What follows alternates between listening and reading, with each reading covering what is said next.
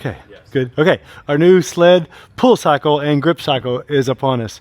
We're starting off with a test of a bent arm hang test that I'm going to put in right here.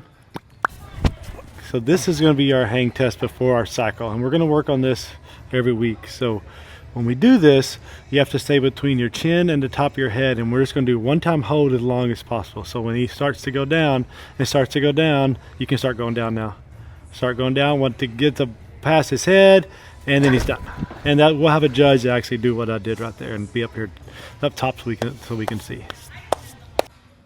And we're back. Okay, so we're gonna do every 5 minutes. Ty, is it? Yeah, Ty just tested it for us.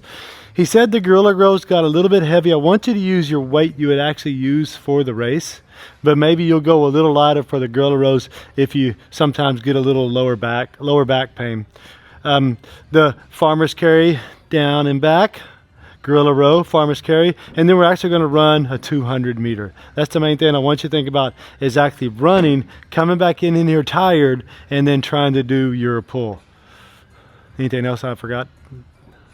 Okay. We're going to do a lot of sled pull work without actually having to do the sled pulls. So they're really not too much fun to do all the time. So we're going to work on sled pulls without having to do a lot of sled pulls. So we're actually trying to get our biceps stronger. So that's going to help us with our ropes. And the gorilla row is going to help us with our back, because that's what it is for ropes, is the back and our biceps. Hopefully at the end of this cycle, our biceps will be strong and our back will be strong.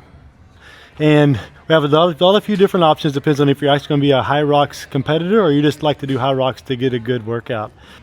So if we're not doing the actual HYROX event, we're just coming in here in the afternoons to get a good workout in. One of the things we're going to work on is going this hand over hand pulling instead of our full body pulling, right? So again, nice, strong base, bending my legs. I'm going to reach out way in front of me, and I'm just going to hand over hand pull. Keeping my eyes on that rope. Good hand-eye coordination, bringing those big long pulls as long as I can all the way in until it's here. A lot of times we've been doing these and we'll pull it down and push it back. This time he's going to go to the other side. We're going to set up 2 ropes this time. That way we're going to actually do rope pulls for both of them. Okay, so here's going to be our gorilla rows. They're going to be pretty heavy, but they're not going to be a whole lot of reps. So for him, he's doing pro, so he's going to do 70-pound gorilla rows. He's going to show us a couple here.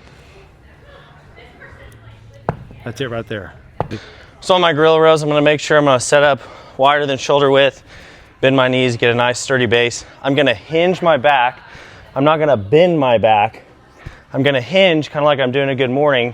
Brace that core, keep my core, my back nice and tight, and then row like I'm rowing to my pocket. Not up here, like I'm rowing to my pocket. I want to put that handle in my pocket all the while, maintain good core stability. Okay, so what we're going to do that, he's going to do a 7th and 8th one, 7, 8. He's going to pick them up immediately and then walk with it. He'll walk down and back. I'll speed you up right here. And then we're going to try to go right into the gorilla rows again. That's what's going to be hard, and not rest too much. And he's back into his gorilla rows.